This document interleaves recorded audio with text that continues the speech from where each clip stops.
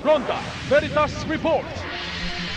Mga hinaing ng public transport sector tiniyak ang magiging tamang aksyon ng bagong talagang chairman ng LTFRB. Pag-uulat mula kay Nolan Ariola.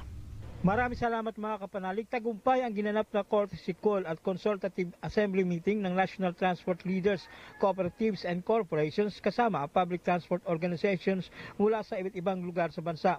Ang pagtitipon ay pinangunahan ng Liga ng Transportation at Operators sa Pilipinas, National President Orlando Marquez kasama ang mga panauhing pandangal at nakapagsalita.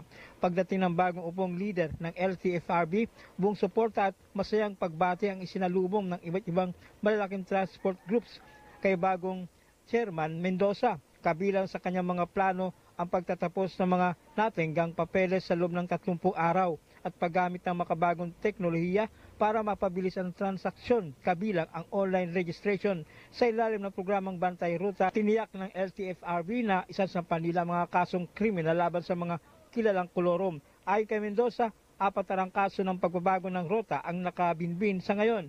Binigyan din niya na sa pagpapatupad ng modernization program, walang traditional na jeep na basta na lang itotow. Sa isang press briefing, sinabi ni Calando na nangako si Mendoza na maresolba ang kanilang mga problema sa loob ng 6 na buwan hanggang 1 taon.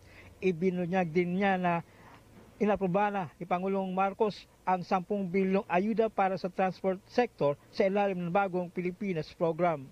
Mga proseso sa LTFRB, papabilis mo na by use of digital technology na utos na atin ng ating presidente at talagang yan ang utos ng Secretary Banon sa akin na yung mareklamo ng transportasyon. Simula na sa proseso, maibigay natin sa kanila. Ito na po, ebidensya ko ito na nagawa na po ang ating chairman Vigor Mendoza. Dito palang mga kasama, may pag-asa na tayo. Yan ang tinig ni Chairman Mendoza at Calando. Mga kapanalig, isa sa dalangin at hangarin ng simbahang Katolika ay ang bigyan ng balansing pagtugon ng mga kinaukulan ang mga hinaing ninuman. Para sa Veritas 846, ang radyo ng simbahan, ako inyong kapanalig, Nolan Ariola, sumainyo ang katotohanan. Ronda Veritas Report.